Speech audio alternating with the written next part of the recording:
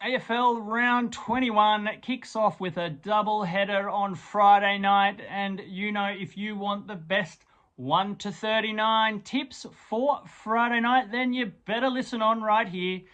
It starts off with the Western Bulldogs going up against the Melbourne Demons. Now, two teams on opposite curves at the moment. The D's have struggled over the last few weeks and are really finding it tough to find any consistency in their attack. They're going up against the Western Bulldogs, who have been on absolute fire lately. They've beaten Freo, they've beaten Geelong, they've beaten the Blues, and they just dusted Sydney by 39 points last week.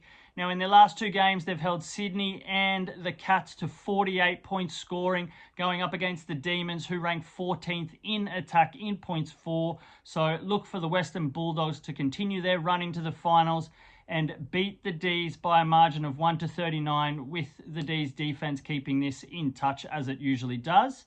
Then you have the Gold Coast traveling over to the West Coast.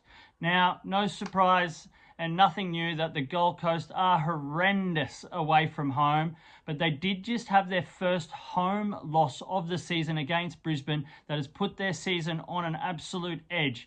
Now, I'm tipping them to get up against West Coast and get their first away win of the season. It's purely because West Coast just can't put four quarters together at the moment. They're showing a lot of immaturity in the way that they play and ill discipline.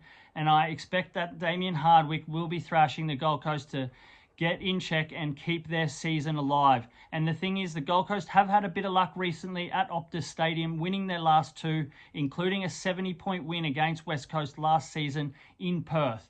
So maybe the familiarity and the happy memories will get Gold Coast their first win, and it'll also be by a margin of 1 to 39, with West Coast always being in the match at some stage but dropping off in periods. So there are your two winners for Friday night AFL round 21.